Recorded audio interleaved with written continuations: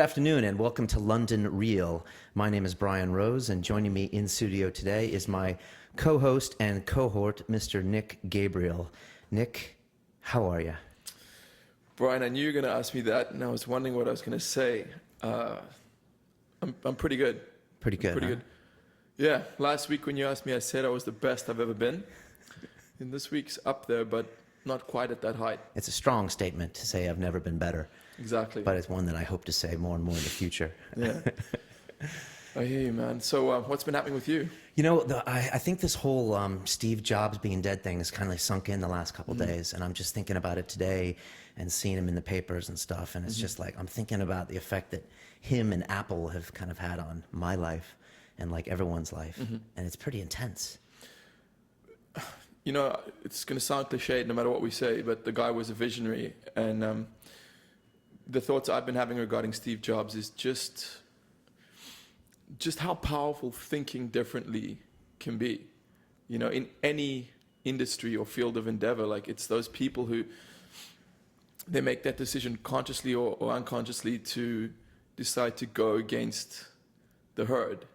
And it's difficult, man. That's a very difficult thing to do. Like moving in the opposite direction to the stream, because people ridicule you and people think you're being arrogant, and it's a hard thing to do. It is. Yeah. I mean, you look at some of the things he accomplished. I mean, Pixar Studios, for example, I mean, it took 4 years for him to crank out Toy Story.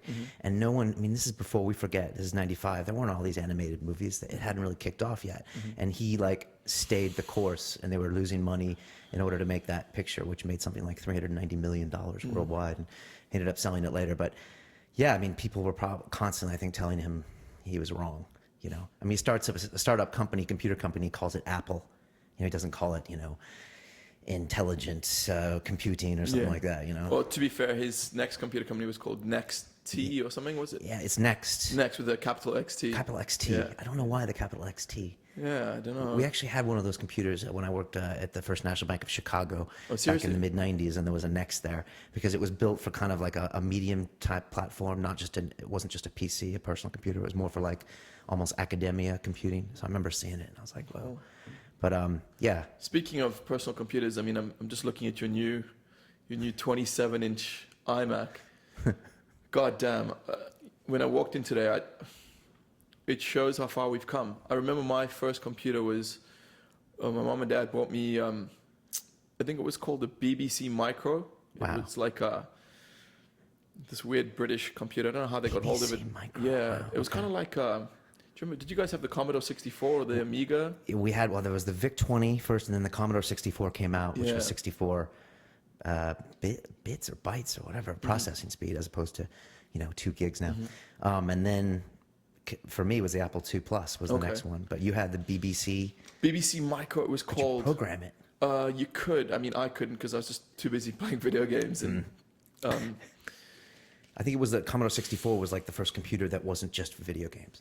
You could try to do other things. Okay. It wasn't like made with joysticks. It was made with a keyboard, and Yeah, interesting. I mean, but the point that's driven home to me is how the pace of technological progress is just, it's approximately 25 years ago that I had that computer. Okay. And I'm just wondering, if I compare that to this thing that's sitting on your desk now, what are we going to be looking at in 25 years' time? I just think it's going to be unrecognizable, Yeah. which is a wonderful thing, right? We have no idea where the ship is going. It's an exciting time to be alive. Time. But I mean, I went and bought this thing, and I was just like, you know what I thought? I could take this and change the world. Like somebody grabs a big iMac, and they're like, okay, you can go do whatever you want to do now. And this thing is just going to empower you to do whatever. Man, that is so interesting you said that, because when I walked in and I first cast my eyes on this thing, I mean, sitting at your desk there, you look like the captain of the Starship Enterprise, bro. You got this huge like screen in front of you, like your headphones on, and it's jacked into the internet, which is basically, I mean, it's the access point to pretty much every piece of knowledge available to mankind. You could pretty much take over the world with this fucking thing. It's insane. It is insane. Yeah. And it's funny because my web access went out last night, and without that, It's just a block sitting on your desk. it is. I mean, there's not much you can do with it. You forget, I mean, like, what am I going to do? I mean, I don't play games on it, so without being connected, it's useless, which I guess is a metaphor for us as people, you know. Oh, I like that. I like what you did there, Brian. But yeah, it's just leaps and bounds. Funny, you said 25 years ago. So 30 years ago, when I was 10 years old, we got an Apple II Plus computer in my house, and I remember it like vividly. And it was just like, wow, it was a pretty good sized box, had a disk drive, and had the cathode ray tube, green screen, and that was like I started programming then, and that like took me through my years of programming. But I used to have, this is 5th grade or 6th grade, I used to have a friend who was 11 who would come home and sleep over, and my mom's boyfriend would pay him to teach him how to run spreadsheets to run his business. Seriously? So it was an 11-year-old kid teaching this 40-year-old dude. He was paying him $20 an hour because he didn't know what the hell this big thing was. And this kid was like, oh, it's really easy. You just do this. And it was the first spreadsheet, like an Excel spreadsheet. Yeah. And I remember thinking, man, this is crazy. Talk about it. And I'm always, my very first girlfriend, her grandparents were in their 90s when I was dating her. And wow. They used to, they were pretty jacked on technology. They used to use email and internet. And I always used to think, like, what must go through their minds, or when they reflect on what they've seen, like the advent of the motor car, the advent of the airplane, the telephone, internet, like what an amazing amount of change. And I'm wondering what will happen to us in the next 10, 20, 30, 40, 50 years. Will we be able to even cope with the pace of technological change? I mean, you're a big Twitter guy. I know you like Twitter a lot. And I follow it. Yeah, I like to think of myself as pretty IT savvy. I've done a little bit of coding and a bit of Facebook, and Twitter, like, it took me a while to learn how to use it. Okay. Do you know what I mean? It's like, whereas kids like 8, 9, 10 years old are already on Twitter. It's mind blowing. It's the old joke of you get your grandpa needs you to set the clock on his VCR. I remember that when I was 10. Yeah. It's just like, and there's this guy named not George Friedman. I think it's another Friedman. He has a book called The World is Flat, and his whole argument is that with technology the way it is right now, the world is actually flat because a guy in India can have the same job as a guy at the BBC phone bank because the world is so flat because of technology. But he's saying, as we get older, if we can't adapt to these new technologies, like you're saying, Twitter and Facebook, we almost kind of become a little less relevant, and it's just keeping on top of that curve because you have to kind of innovate yourself as a person. Otherwise, you're kind of useless. And we're seeing it now. These kids go to law school now. They used to be told, okay, you spend 4 years in college, 3 years a law degree, and you will have a profession for life, and you'll become partner when you're 50, and all these things. And these kids are getting out of law school, and they're like, where's my job? And it's like, well, it's not there anymore. Yeah. That's interesting. When you said it brought to mind, I'm playing a video game at the moment called Deus Ex Human Revolution. And if you look for the TV spot, it's the theme is evolution. And there's a voiceover which says, I'm paraphrasing, it was something along the lines of, Darwin said the organism most likely to survive was the one most adaptable to change. So it's nothing to do really with the fittest or the strongest. Those are advantages, but it's the one that can adapt most quickly. Gosh. And that's a difficult thing for a human being, bro, adaptation, because as we spoke about last week, we like our comforts. It's anti-human, isn't it? It's anti-human. And I said to you a few days ago, sometimes in fact, most of the time, the things we least want or the things we least want to do are the ones that are best for us. Like, I think we were speaking about relationships, right? When someone's been in a relationship for a long time and they've become comfortable. Sure. They know that they should end things and go out and experience new things so that they can grow as an individual, because this relationship's become stagnant. But man, it's difficult, bro. It's gonna. I think you mentioned there's going to be a hurdle of pain that you have to overcome. Yeah, it's like a pain threshold. You have to get over that in order to experience all these new things, I guess, that you could potentially get with someone new. But yeah, it's tough. I think we do that. Even leaving home for you or for me. Actually, when you were probably younger, you probably wanted to leave home, but it's hard to walk away from those almost like creature comforts of a friend or a girlfriend. Yeah. I don't know. How do you do it as a human? Do you have to write something on the wall that wake up every day and said, put yourself in uncomfortable situations today?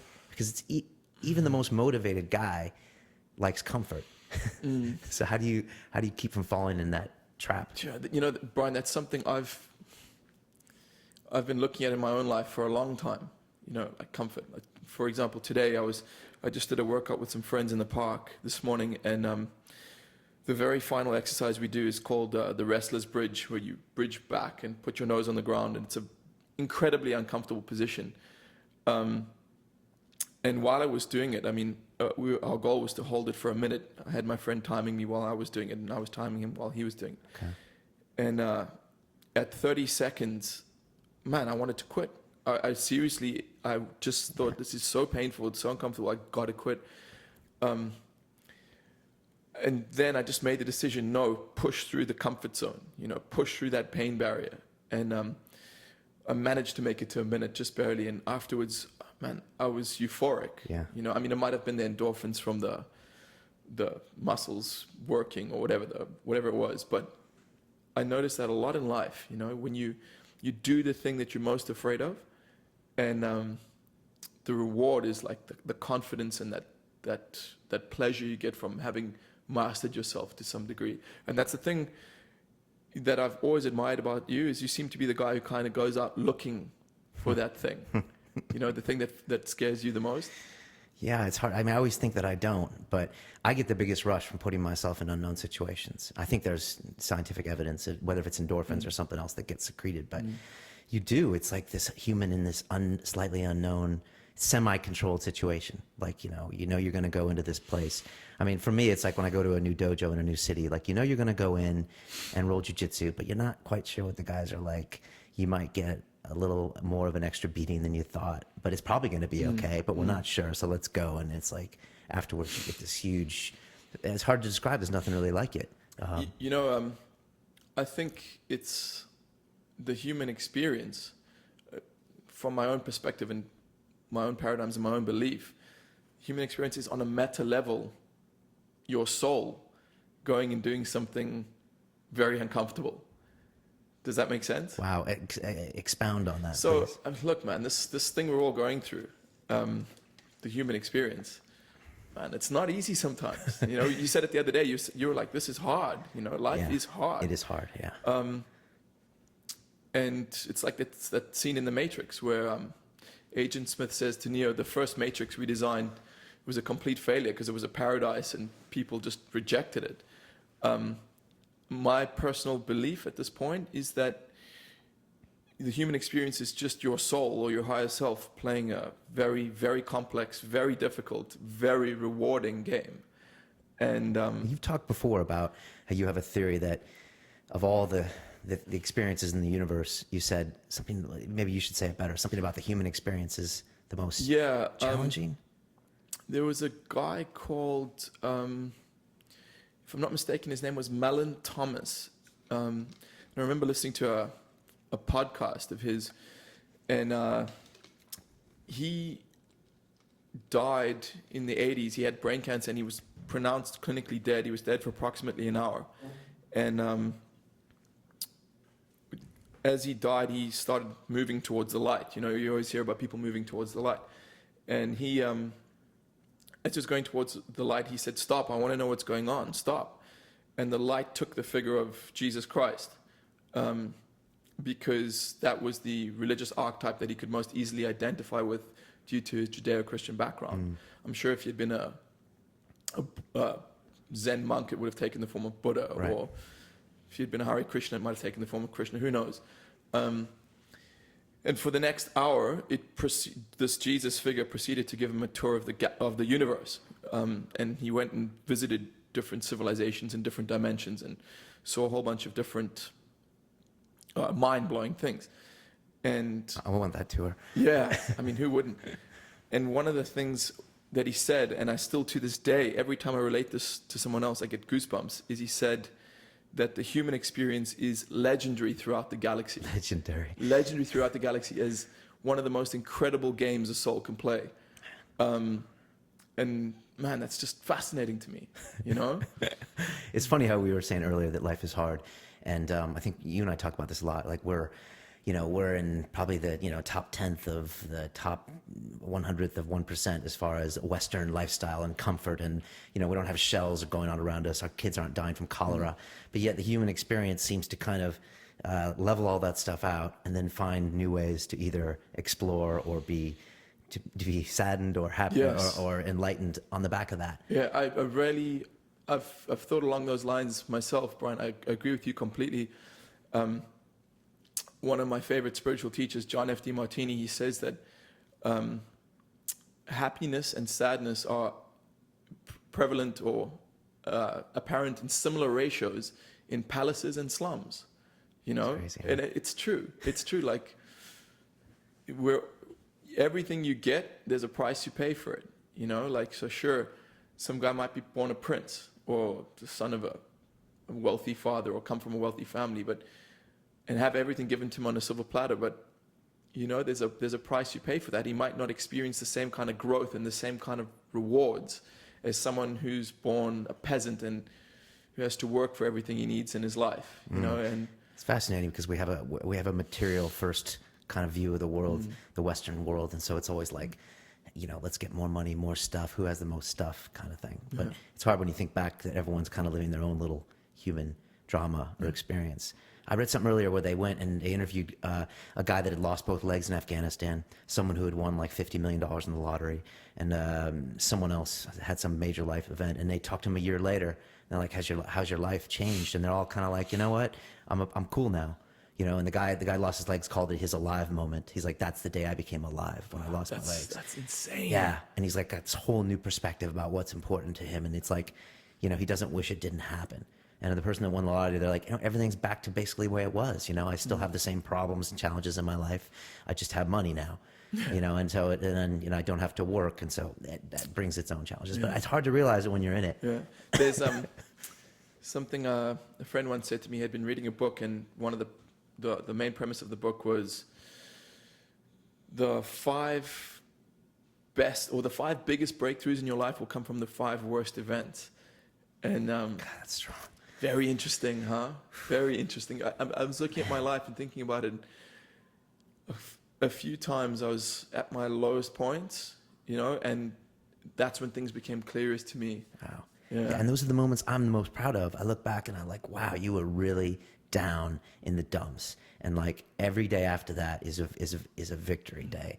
But I forgot that I had to go through all that mental suffering just to kind of now look on it. You know, what do they say? Pain plus time equals comedy, or something like that. But you know, and I know all that to be true. But yet, when I experience pain now in my life, I'm never thinking, oh, this is going to be funny someday, or you're going to grow because of it. But and what is it? Something Joe Rogan said the other day. He said, if you're not growing, you're not. You know, a human always has to grow. Yeah. Healthy some way. things grow. Plants grow. Trees grow. Like, of course they do. Right? Yeah, it's the way it is. And the problem is growth requires discomfort, and it requires the facing of your fears. That's why people stay stuck in the same job that they hate for 20 or 30 or 40 years. It's because they're afraid to move out of their comfort zone. And I'm not speaking like this high and mighty dude who's you know, mastered that. There's many times in my life where I've been too afraid to take the next step and push through. We spoke last week about that book called Courage by the Guru Osho. Yeah. Can you just give a quick background on Osho? Just biography? Man, it's my understanding that Osho was an Indian mystic that became very popular in the West in the 70s and 80s, if I'm not mistaken.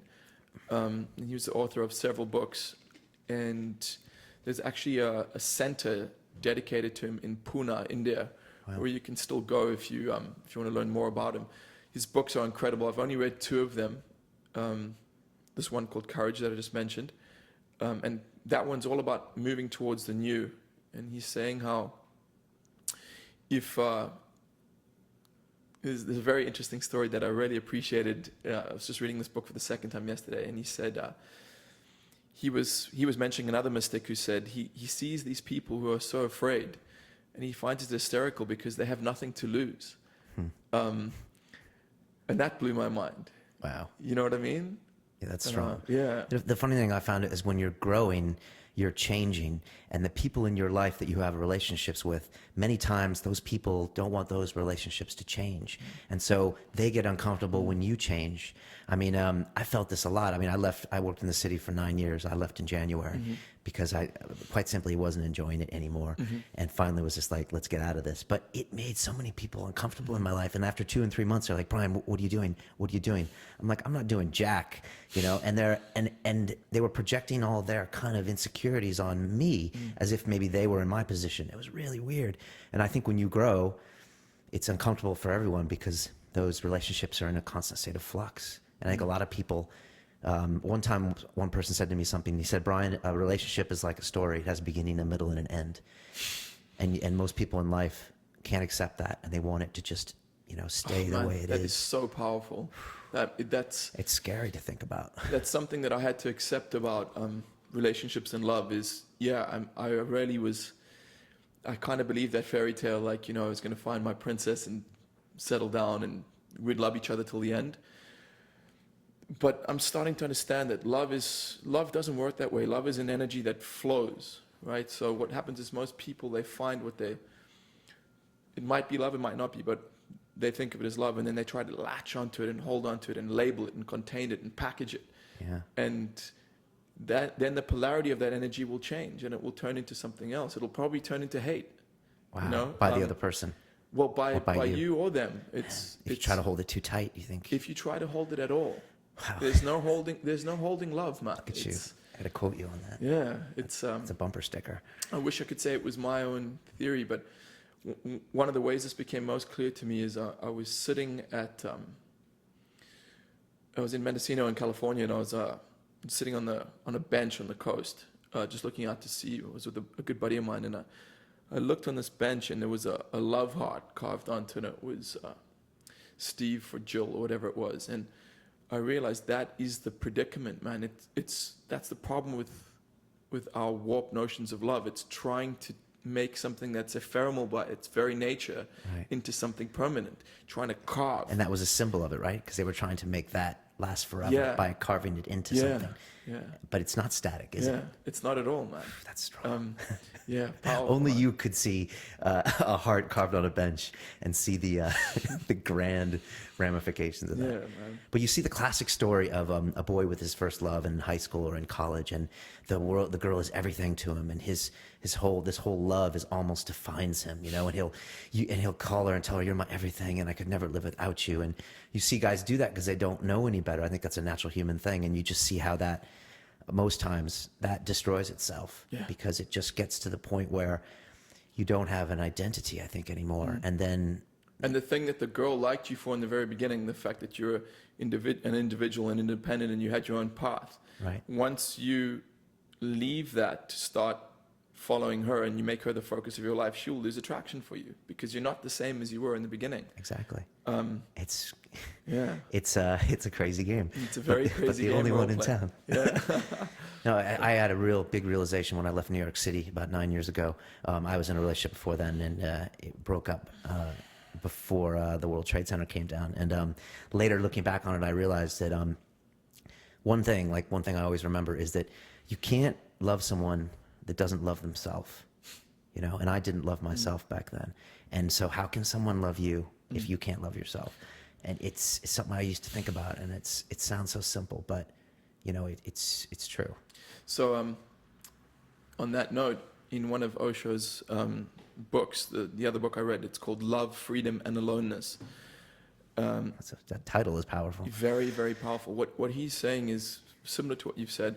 So love actually comes from within you, right? And his whole theory is that by going inwards and finding yourself and finding that true form or that true source of all love, which is the eternal cosmic godhood, once you feel that, and only once you feel that, once you recognize it within yourself, are you able to give love.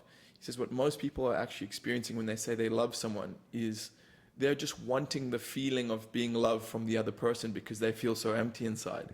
And if I look at my previous relationships, man, that was it. That was it. Totally, that was it. Gosh, you just kind of want that echoing effect that you just kind of wake up and I love you, boom, okay, they still love me, it's good in the world, we can continue with our day.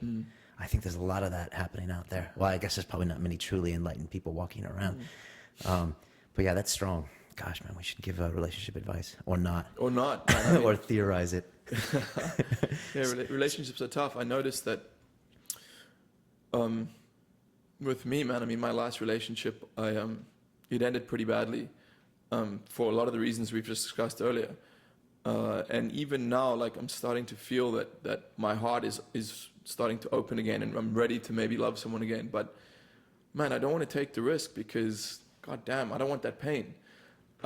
Even though I know that pain and pleasure come in equal amounts, and that will probably be the price. If I want to have a relationship of a similar depth, I'm going to have to pay that price. Can you expound on that pain and pleasure? Or what is your theory as far as those two things? Man, this has been one of the most difficult things for me to accept in my life. And that is, the universe is an entity it's balanced. That's one of the very fundamental characteristics of this universe, is that it's balanced. There's light and dark, hot and cold. Matter, antimatter. We could look at these dichotomies forever, but that's the nature of existence. And a human life is a reflection of that. Every event, every occurrence, every relationship, everything in your life has or will bring into your life an equal amount of pleasure and an equal amount of pain, whether or not you can see it. Again, this is it comes back to John F. DeMartini. That's where I stumbled upon this concept. Okay. And the more I started to look at my life, the more I was able to recognize, every time something cool happened, it would invariably be balanced out by something not so cool. Related to the cool thing or just some other thing? Yeah, I mean, related to it. Okay. Well, I guess it could probably not be related to it in some instances as well, but and this was very, very, very difficult for me to accept, because until then, the problem for me is that ultimately then your life becomes a zero-sum game. Which no one wants to accept. No one wants to accept, but I guess the way we could look at it is, the Western mindset, or at least the capitalistic mindset, it's about accumulation, right? So Yes. if we're always accumulating stuff, then, you eventually your life could be looked at as if your life's successful, you have a profit. If it's not successful at the end of it, you have a net loss. Right. Whereas I'm starting to understand that's not what life's about. Life's about the experience. It's about the journey, not the destination. And very difficult for me to accept that, because it meant a complete change in my paradigm, a complete change in the way I looked at the world and my life and where it was going and what it meant. Well, you've been brought up in this, like you said, material first world, and whether you subscribe to it or not, it doesn't matter. It's been ingrained into you to where you probably don't think twice when it comes to, a situation where you want to get more or not. It's like more is always better, right? But I think as you get a little bit older, you're realizing that that maybe there's a bit more than just the accumulation. I guess it's the right journey. So, man, so the older I get and the more I go down this road of looking for spiritual knowledge and knowledge about myself, I wouldn't consider myself a Christian by any stretch. Okay. I originally, during my youth, I came from quite a religious, I had quite a religious upbringing, but I turned my back on that in my early 20s. And now it's strange, it's come full circle. When I read some of Jesus's quotes, or some biblical quotes in scriptures, a lot of them are starting to make a lot of sense to me now. Like, I'm paraphrasing, but there's that one which is, do not store up riches for yourself on earth, where, like they can rot and be stolen, and et cetera, et cetera. Rather store up riches for yourself in heaven. And what I think that means is there's not an actual heaven where we're going to go and all sit in a fluffy white cloud one day if we've made the right choices. It's heaven to me is when you recognize the divinity within yourself. And I think that's what people like Jesus and Buddha and Krishna and these masters, is they've realized that we're playing this game and that this is all an illusion, and Yeah, I just found that interesting. His whole philosophy. I mean, it's funny. You sometimes get caught up in religion, and you look at like Jesus' life and story and the Bible, and then you look at the institution that's kind of overtaken that. And if you try to separate the two, if you look at some of his theories that we've built, I mean, our timeline is 2011 because that's after he died. You know, I mean, how he just completely changed the course of the Roman way to this Christian way of turn the other cheek, and all these concepts which are, I think, innately inhuman, right? I mean, humans are greedy, humans are violent, humans are vengeful, and he just came up with this doctrine out of wherever, nowhere. You know, Muhammad did the same thing in the 600 AD, where I've got a different way of looking at things, and everyone gets on board. It's fascinating. Osho speaks about how when these ascended, or when these masters are alive, they their guidelines are given to their followers through the way they live. They show their faith by the way they live. And then what happens is after they die and their light is gone and the followers are all confused, they have to start developing a system and initiating rules and steps to follow. And, you know, I think if Jesus were alive today, he wouldn't be in a church. That's the last place he'd be, man. Where would he be? In Silicon Valley? Yeah, who knows? Maybe he'd be sitting here talking to you on the... That's a crazy thought. So you were talking earlier about your training. Can you tell me more about, you know, you and training and I guess, you know, jiu-jitsu? Yeah, man. I mean, for me, what my training is starting to... You know, when I was a kid, I was never a very physical or never a very athletic kid. Really? Yeah, not at all. Complete opposite. Yeah, I actually had I had a muscular disorder. I was like, I was a pretty weak little kid, and then I went to occupational therapy and corrected it. At what age? Man, this was young, like 3 or 4 even. Wow. And so originally when I started working out with weights and doing martial arts and all that stuff, it was as a kind of a self-development, you know, like trying to better myself, which is another erroneous thinking pattern that we'll talk about in a I really want to hear your thoughts on that, self-improvement. What did he say in Fight Club? Self-improvement is masturbation. Mental masturbation. And he says self-destruction. Yeah. We can talk about that later too. But now for me, training, all kinds of physical activity is...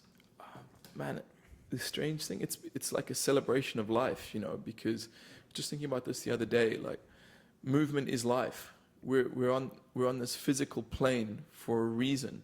You know, there's a very cliched statement now, which is we're not human beings having a spiritual experience, we're spiritual beings having a human experience. Okay. And I really believe that. I believe that our soul comes to this physical plane to experience this dense, you know, realm that we're in, right. You know, and we're in these incredibly strange bodies. Fragile bodies, right? Fragile.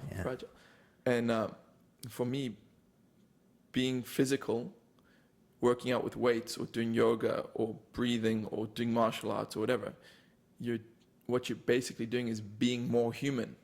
Wow. That's a very interesting way to think about it, which is quite an opposing view, I would say, of the way most people walk around thinking about the physical.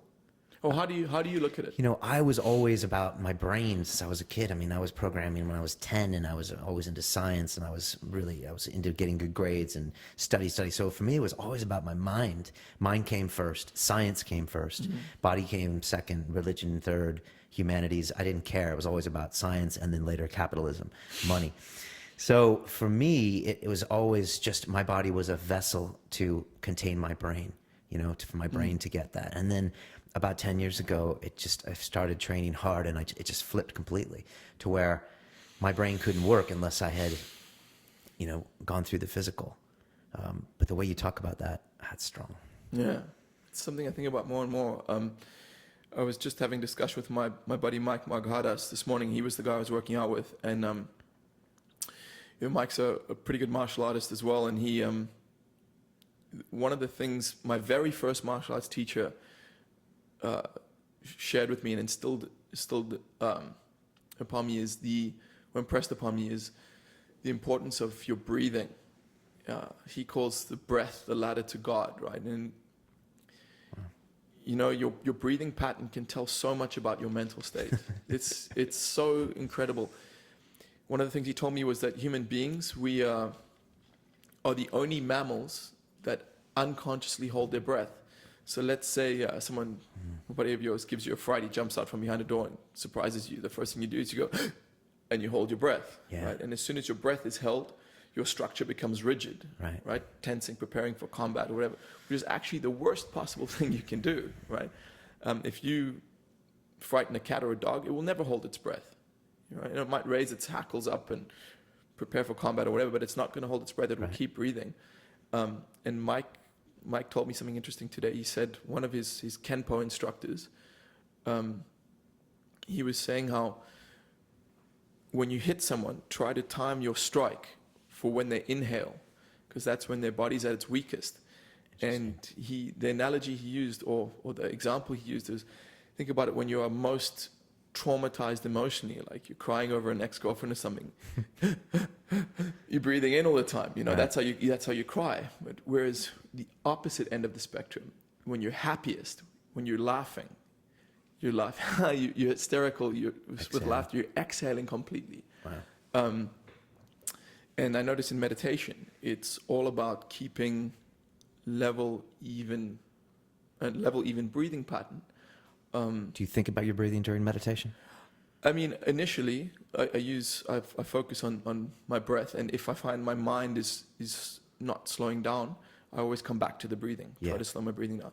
But as you know, meditation is about not thinking, So, the art of fighting without fighting. Exactly. Interesting what you said about the breathing patterns. I know in jiu-jitsu you've talked to me about this, I think 2-3 years ago, and it's such a determination of how you feel. If you're stressed in the moment, I mean, I hold my breath. The other thing is when you're choking someone out, the novices will hold their breath, right? I probably still do it. If I get to choke, I'm like, and obviously the guys that have trained themselves are, you're tightening the choke while continuing to breathe, right? That's tricky. Do you try to catch yourself? You don't have problems really, man. I mean, breathing. I used to get stoned and do jiu-jitsu a few years ago, and what's that like? It's interesting. Okay. It's interesting. I mean, I believe weed is an amplifier of your mental state. Okay. And sometimes for me, jiu-jitsu is one of the most difficult things I can do, mentally, spiritually, physically. And I remember I was sparring with my younger brother, Jason, and he had me in mount, and he does this thing where he'd put the kimono, the jacket of the kimono over your face so that you can't breathe. And this is Nick's brother, Jason. He's quite a bull. I've rolled with him as well. Very tough guy. Feels like he weighs 200 kgs on top of you. But I remember I was starting to panic because it was very difficult to breathe in that situation, and there was this terror, this absolute terror, like, fuck, I can't breathe. And I remember I could see this one little hole of daylight where his kimono was not covering. And I remember looking at it and knowing that if there was that hole where daylight could come through, air must be able to come through. So I looked at it and I breathed, trying to suck air through that little opening. And that was the thing that calmed me down and slowed my mental state down. And I've noticed, again, coming back to that, how your mental state is linked to your breathing. I've seen it in so many different things. Like, I was in Australia a couple of years back, and a friend of mine took me free diving. And I noticed I'd never done anything like that before. And, the sea was quite rough, and we were on the surface waiting to dive. And did you have something that tows you down, or do you just go? No, it wasn't with a line. Just we had flippers on. And you pull yourself down the line? No, there's no line. Okay, yeah, you just go. You just dive down. Okay. And I remember my breathing pattern was completely fucked. I was nervous and I was anxious. And, then I did this first dive and I went, I don't know, not very far at all, but at the bottom when I ran out of breath, again, that panic, that terror set in, and I had to control myself. I had to realize it's just your mind playing tricks on you. It's important that you can recognize that, and then recognize, okay, I have to deal with this, and maybe you can partially think I'm gonna grow from this. Whether it's your bridging maneuver you did today in the park, you just recognize, okay, this is uncomfortable, but I'm gonna get through it, and I know I can get through it because I've done this in the past. And I think that's really strong. Just the fact, because I think a lot of people will just panic, freak out, and they But- won't but the consciously crazy- think about it. The crazy thing is, there might be a time where you can't get through it. But again, coming back to Osho, he says gamblers are the ones who are most alive, because the risk and the danger, that's what makes life worth living, you know? So, fuck, who knows? Maybe one day I'm going to be rolling stoned or doing a free dive or doing a back bridge, and I'm going to push myself too far and pass out, or who knows? But that's the price you pay, right? That's the risk. Yeah, we've all had injuries, and we probably forget all the great times that we had because we pushed it and didn't get injured. But as I get older, I find myself when I'm in a chaotic situation like this, like when I was directing my film a couple years ago, I was in this thing where it was just like every detail had to be right. We had 2 days to shoot it. Everyone's calling me, you know, there's like 30 people I have to get involved. And I was just in the middle of it, stressing, and I could actually take a step outside and was like, wow, okay, this is stressful, this is crazy, but like kind of enjoy the buzz of it a little bit, you know, because you're not going to have this time again. So just kind of enjoy it. And then I stepped back into it and I was like, all right, let's just deal with all this stuff. But it's nice to be able to do that and to recognize the butterflies. I think John Jones, is the UFC light heavyweight, said, it's okay to have butterflies. He's like, I just try to get them to all fly the same way. That's a great statement. Yeah, that's awesome. And if you don't have those butterflies, then you know you're not pushing it, are you? You know, Brian, I've been wanting to ask you this for a long time. You know, you seem to me like a guy looking at you from the outside. You seem to me like a guy who's got it going on, and you're extremely good looking as well. Besides that, I don't know what to say to that. I don't think any girls ever told me that. I wanted to ask you, what is the hardest thing you've ever done in your life? Wow, that's a strong statement. Off the top of my head, I would say moving to London, probably the first time. You know, it was 1997, and I just left New York with like a bag, and I just showed up to London to a new... Was it a bag full of money? No, bag full of credit card bills. And I didn't know anyone, and I can isolate myself sometimes, and I was working at a new company, and it's a bit of a culture shock, especially back then. It's maybe changed a little now. And I was just really alone, and I was just like, man, if you don't have a friend you can just talk to in a person-to-person type scenario, it's hard to really, I don't know, communicate. So off the top of my head, I'd say that would be one of the hardest things. But I look back on it now, and I'm so glad. And there was all that growth and all these great people and friends and experiences I met. You know, I mean, I said earlier I left my job in January, and it was like, okay, now do we go somewhere? You know, I went to London because I had no money, and I had to get a job, and this was the opportunity. So I had to go, but on the back of that, I did all this growing. So now I'm here, and I'm like, okay, maybe you should go to Paris and just like try to learn how to speak frog, you know, and do all that stuff. But, you know, it's strange because I don't have to go there, you know. And so then part of me thinks, well, maybe you should have to do something, and then you jump in, you know. So there's I haven't figured it out. There's a guy called David D'Angelo, and he speaks of what he calls the throwing your hat over the fence moment. Oh yeah, I love that concept. Yeah, I think we spoke about it before. It's strong. It's like if you want to do something, and you've been too afraid to do it, or you haven't been able to move out of your comfort zone, you've got to take an action which is the equivalent to throwing your hat over the fence, which means you basically got to climb over the fence to get your hat back. For me, the way I throw my hat over the fence is I tell people I'm going to be doing this. Okay. You know, because I don't want to look like an idiot and not do it, even though ultimately I realize that sooner or later I'm going to have to stop caring what people think about me as much as possible. But still, like this podcast, before we started doing this and before I embarked on this journey with this next career as a spiritual teacher, I was telling people that's going to be my next career. That's what I'm going to do. And when you throw your hat over the fence, it's a lot easier to take action and move out of your comfort zone. Yeah, I'm a big fan. I think a lot of people throw that hat over the fence and don't realize that that's what they're doing. And when I heard you mention that David D talked about it, I was like, wow, because I do it all the time. I mean, what I do is I'll sign myself up for something, you know, like that stand-up comedy class. It was like, 100 pounds, and I just called up and I was like, I'm doing it. And now I know I got to show up and I got to at least go, and try it. But yeah, that's big because it's amazing how strong those personal relationships are with you. For certain people, you tell you're going to do something that you want to do it, just because and I feel to show them, right? It's not only to show them. I feel it's a kind of duty to my friends as well, because I want to show them, I'm saying I can do this, and I can, and I will do it. You know, and so you guys, I want you to see that you can do the same. That's one of the ways I look at it. That's interesting. Yeah. So it's kind of inspirational. Yeah. At the same time. It's then I know I'm not only letting myself down if I don't do it, I'm letting my friends down, because, you know, I'm an example to them in some ways, the same way they're an example to me in others. So that's the way I look at it. That's strong. Yeah, I think it's like well, you know, even you go back quickly to like something like, you know, jiu-jitsu. I mean, you know, when I train with you, I know that you're not going to accept any kind of substandard performance, and I know I'm not going to either. So it's like, as tough as it might be when I know I'm going for an hour with you, I know that I'm going to get the real deal. So yeah, it's strong, just that power. So tell me more about spiritual advisor. It's quite a term. Well, I mean, I wouldn't use the word advisor. I like the word teacher. You know, I've been on a long road trying to find out more about myself, and the human experience fascinates me. Where did I come from? Where did my consciousness come from, and where is it going? And why is it here, more importantly? You know, and I think along this road, I've read hundreds and hundreds of books and followed different gurus and teachers and been on my own path. And I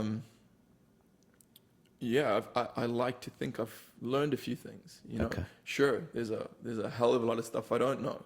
That's part of the game, right? But I also know there's other people out there that are maybe in a similar position to where I was a few years ago, and if I can help them with that, then I'd like to do that. You know? I think it's something very powerful about being around someone who's, you know, self-aware, but still searching, but, you know, still looking and confidently kind of going through life being like, okay, I know I don't know everything, but I know that I want to experience it. And I think that frame alone can be pretty powerful for someone to be around, you know, not comparing yourself to like a messiah or something, but, you know, it's kind of this learning by osmosis type of thing. I've seen it more and more with little kids. Like, I met my nephew and niece like a few weeks ago, and, you know, just them watching me and being around me, they kind of get a feeling for Uncle Brian, and they're like, okay, it's just kids are like, maybe even like dogs and stuff. They know what's on your mind before you think it based on your body language. You can't fake kids out, man. You can't. They see right through it, and they'll call you on it too. That's a great thing about kids. They'll just be like, no, you're wrong. And you're like, wait a second, don't you know who I am? Don't you know what movie I've been in or how much I make? And they're like, whatever. So the equalizer. But and I felt it too when I did the mentoring program about 6 months ago, where I had the 10-year-old kid that I spent a year with. And man, I was so impressed with that, you know? Yeah, that was another throwing my hat over the fence. I was just like, okay, let's sign up and just go for it, you know? But I spent basically every week with him for a year, hanging out with him. But the most important thing I did with him was not me telling him what to do or asking him how things were bad in school, but it was just like my posture and the way I treated people. So we say hello to people when they walk by. We say thank you to the guy at the store. You know, we have good manners, and just the way, and he just like picks up on that. He's like, okay, this is the way we roll. And if you ever littered or something, I'm like, dude, we don't roll like that, man. We don't do that. And he's just like, oh yeah, you're right. Shh, put it in the trash. But I think that's really powerful. It's, you know, one of my mentors, his name's Steve. He always says, I mentioned it earlier in this discussion. He says, you show your faith by the way you live.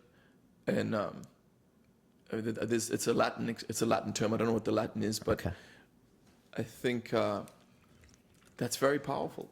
That's very, very powerful. We can all talk. We can sit here and talk for 10 years and stuff. But if you're not out in the world living it and showing what you're about, it's all pie in the sky, man. It is about walking the walk, isn't it? As opposed to talking the talk. And yeah, I think you get that presence with someone right away when you're, you know. And apparently, you know, I it's my understanding that when you're in the presence of a really like enlightened individual, like a Zen monk, or I guess Osho would have been considered one of these people, that you can just feel that the environment around them is completely different. They're radiating at a different level of consciousness. That's strange. Oh man, I think that's very exciting. Gosh. And I mean, you know, I know we come from different backgrounds and we have different perspectives, and a lot of this stuff can sound a bit airy-fairy and a bit out there, but you know what it's like when you're in the room with someone who has a bad energy and when you're in the room with someone who has a good energy. I mean, you can feel it. Yeah. Instantaneously. Instantaneously, man. Yeah. And I noticed that the more the more I'm going down this path, the more perceptive I am of that. Do you know what I mean? Like the more now I can instantly tell, like if I meet someone, if there's someone I want to be around or not. Okay. You know, not saying I'm better or worse than them at all. It's just our energies might be at a completely different, or coming from a different place. You know, like. Do you also try to analyze your own energy in the room and what you're giving off to other people? Oh, that's a great question, Brian. It's like no, observing. I would say no. Okay. It's, I think that's a good thing. Actually. yeah, I should probably start doing that. For me, it's all about my breathing. You know, something I noticed is in a social setting. Do you know how many people have to drink because they're so uncomfortable with who they are? Very much so. Yeah, it's very interesting to me. Like, and I don't drink much, and I'm not claiming to be some weird teetotaler. I experiment with drugs, and you know, I like a good buzz every now and then. But I'd go out with groups of people, and I don't like alcohol. It's never really been my thing. But that freaks people out. They're like, "What? You're not drinking? Come on, have a drink. I'm going to buy you a drink. Come on, you have to have one. You have to have one shot." It's another projection issue, actually. Do you know what I mean? Because they see themselves through you. They're like, I need a drink. He doesn't. That makes me uncomfortable, right? Yeah. Which is brings me to another point. One of my major breakthroughs in the past couple of years is, you know, there's I don't know where the concept comes from. It's probably from some Eastern mysticism, but I've realized that the world is your mirror. You know, everyone and everything in your life is reflecting back at you an aspect of yourself. And when you see someone, you say, I don't like this person. If you dig deeper and follow that down, very often you realize that the thing you don't like about them is something you don't like about yourself. Gosh, that's heavy. But on the flip side, sometimes you see someone who you admire a lot, and you follow that down, you realize the thing you admire about them is something that you admire about yourself. Oh, that you do admire about yourself. Yeah. Interesting. Which I think is very, very interesting. I'm gonna have to think about that some more. Mm-hmm. Sometimes I run across negative people and I just try to box them out of my life, but I don't usually try to think, you know, why am I finding them negative? And you know, it comes back to that energy in the room with people. Sometimes I'll meet someone who I won't like, you know, but in hindsight, I'll realize that, fuck, that person probably had the most to teach me, you know, like in my jiu-jitsu, when I'm teaching, I'm a martial arts instructor. That's one of my careers. When I'm teaching someone or a group of students, sometimes there'll be a student that just irritates the fuck out of me, you know, for whatever reason. Maybe they're incredibly like gimpy and awkward, or they don't listen, or they're just rude or arrogant or whatever it is. And you know, one of my ex-girlfriends, her mom always used to say something, which was, sometimes when people are at their least lovable is when they need the most love. And now I'm trying to catch myself when I make these judgments on people, like a student irritates me or a friend is being difficult or whatever. I think to myself, fuck, okay, firstly, what are they trying to teach me about myself? Right. And how can I help them? You know, maybe they need something. Maybe this is an opportunity for me to help them. That's quite a bridge to cross. It's difficult. I need to work on that. I need to think about difficult. that, because if you think about it, you've been that guy before. You're in a bad place. You're having a bad day, and you know what would be really awesome is if someone was just a little kind to you, and that little kindness is multiplied by 100 if you had it on a great day. A great day, something kind for you, like, oh, thanks. But like when you're in the dark and someone lights a match, you're like, oh man, that's really strong. And I see it a lot in retail. You know, if you go into like a cafe and you want to get something to eat, and you see the guy standing behind the counter, you know, like, and you can just see he's had a shit day. This guy's been standing there selling sandwiches to people for fucking 7 hours, right?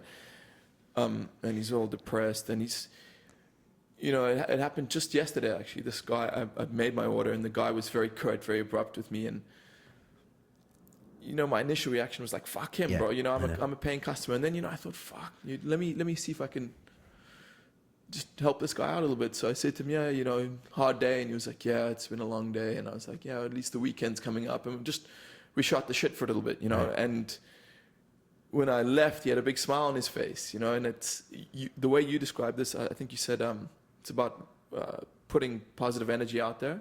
A big fan of that. Big fan of that as well, Brian. In all ways, and it makes you feel better. And it's just like all that positivity shooting out there. I just think, I don't believe in karma because I think karma is almost like a balance sheet. I do this so later in my life something good will happen to me. I just think about just flooding the world with just positivity, and no matter what you're doing, as long as there's some positive angle to it, it's justified in my opinion. No matter what you do, if it's dumb or whatever, if you're a street artist, anything, as long as like some people are smiling, it's good. And I need to do more of that. It's funny how you were talking about like you notice the presence of someone with good energy in the room right away. First thing I thought of was my grandma. She's 92 years old, which is just amazing, the fact that she's alive and I can communicate with her, because just that alone, it's like, man, you're looking at a woman who's almost lived a century, And just, I was hanging out with her in Arizona, and I had aunts around and cousins, and she was just there calm, and she was just like, so Brian, how do you like London? She's like, wow, that's really cool. You like it because of that reason. And she was like the only one in the room without an agenda. Like grandma's like, she just doesn't care. She just kind of wants to be. Eckhart Tolle, the author of The Power of Now, which to everyone listening and watching, I'd highly recommend this book. He speaks of old people being a lot more present because, really? Yeah, and he says the reason is they're starting to exit this world. So they're starting to feel a closer connection to the otherworldly or the divine, which is ultimately what being present is all about, is, connecting with your higher self and connecting with the universe. So when you said that about your grandmother, it made a lot of sense to me. That's interesting. I never heard it put that way. Well, think about it. As you age, your physical capacity is going to decline. Yes. You're going to be less in the world. The only thing you can really work on then, or the only thing you have then, is your presence. Right, and now, isn't it? Because the past doesn't matter. Yeah. The future is massively uncertain. Yeah, because you could die tomorrow, right? Yeah, so the now. And we're so lucky in this, day of medical care, that we have people in their 90s living around us. I mean, 2,000 years ago, you wouldn't have anybody in the hunter-gatherer clan probably past 40. Even in some countries today, like in Russia, the average age is like 55 or something. So it's quite a resource. Man, one of the things I'm starting to understand is every day is a gift. Every day of your life is a gift, man. No one says you have the right to live to 70 and have a wife and kids and your own home and all these things we expect to have in the West. Like every day you wake up, man, enjoy it, because it could be your last. You're living on, if you look at your life through the filter that you're living on borrowed time, man, everything becomes so much better. Do you know what I mean? Yeah, I think it does. It's funny, Nelson Mandela said when he got out of prison that he said what he missed most was the little things. He missed being able to walk outside and go to the market and buy coffee, and like all these little things which we take for granted just because he didn't have his freedom. But I think it's important to try to think of life that way. But as a human, it's hard because you wake up every day and it's hard to remind yourself that this is a great thing. Because we take it for granted because it's there. Right? It's the human condition to do that. Right? The thing that's helping me not take those things for granted is meditation. Okay. The more I meditate, the more I notice those little things. The more I the other day I made myself a cup of tea, and I've been meditating a lot for the past six months. Okay. And I put the cup of tea down, and as I put the cup down, I saw the impact of me placing it down caused some ripples across the surface of the tea. Okay. And I just was watching the pattern of the light from the window reflect on the surface of the tea as well. And it was like, 2, 3, 4 years ago, before I started meditating, I never would have noticed something like that because I would have been too busy living in the pictures and the words in my own head. Right. Thinking about what you have to do. What I have to do, or what happened to me, the story in the past or the story of the future. Okay. Instead of being right here, right now. And what's becoming so clear to me, Brian, that thing we spoke about the other day is, and it comes from a movie called The Peaceful Warrior. And that is that there's always so much going on. There is so much happening. And a lot of us, I know I'm one of the biggest culprits, we spend so much time in our own minds that we're not awake to reality. We're not awake to what is happening around us. We're not awake to what's happening inside us, in our bodies, because everything is surrounding this cerebral interpretation of what you have to do, what you should have done, or the present or the future and the past. And for me, meditation is chipping away at that bad habit.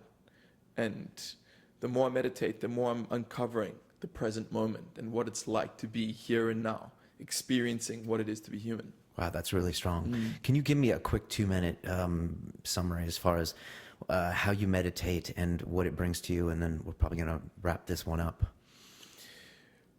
Oh man, for me, meditation is just learning to quiet your mind. And my method is, it's just sitting on my bed with my back against the wall in total darkness. I put an eye mask on. I usually do it late at night when there's no signs of traffic or trains going by and everyone else in the house has gone to sleep. And I just start breathing and I watch my mind. Right? And at first your mind is gonna regurgitate a whole bunch of stuff, right, relevant and irrelevant. What you have to do this week, or one of the things I've found quite interesting lately is it starts bringing up old memories from when I was like 3, 4, 5 years old, things that I'd completely forgotten about. Okay. And the way to deal with that is you don't judge these thoughts, but you don't engage with them either. You just recognize them, you watch your mind, and you guide those thoughts out. You just literally guide them out. And it's difficult, but after a while, your mind will start to quieten down. And eventually you reach I think the Japanese word for it is mushin, which is no mind. Wow. And that's when your mind stops thinking. Right. And how long does that last? At first... You never know how long it lasts. You never know how long it lasts. If you're timing it, then you're observing your own consciousness. Exactly. Right? But what you do find, what I found is, it only happens a few times a session. I meditate for 30 minutes a night now. If it happens 3 times in that 30 minutes, I'm lucky. Yeah. But it's a great moment. It's a great moment, and I find that little window of mushin is getting longer and longer, or at least it seems to be getting longer and longer. Okay. And yeah, I mean, problem is most people don't have the self-discipline to sit down every night and meditate because they claim they're too busy or they've got too much going on or they're too tired. But I'd recommend to anyone listening, if they want to try meditation, make a commitment to 30 days. Every single night without fail, you're going to take that time that you set aside for yourself in a quiet, dark room. First start with 5 minutes, and then build it up by a couple of minutes each week. It's good advice. And you'll notice little things at first, and then you'll start to notice big changes in your everyday life. Yeah, I mean, I started meditating about a year ago, a little more, and yeah, in the first 4 weeks, big changes. I mean, first of all, I used to see crazy colors and images in my brain. That's all gone now. Mm-hmm. But I just started, I found I did it first thing in the morning, and I didn't need coffee anymore to wake up. I was already awake, which doesn't make sense because it's not sleep, it's not being alive, it's meditation. It's like a third state. I would argue that not dreaming either. I would argue that it is being alive. Okay. In fact, I would say it's being not normal consciousness. You're saying it is elevated. Yeah, I mean, I don't know if I want to label it as a better actually, I would say it is a better state of consciousness, like that meditative state, because you're out of your mind is out of your way. Mm-hmm. And we spoke last week about the mind being a tool. It's just a tool. It's not who you are. And what happens to a lot of us is this tool takes control of us, and you start identifying with your mind, and that's a problem, man.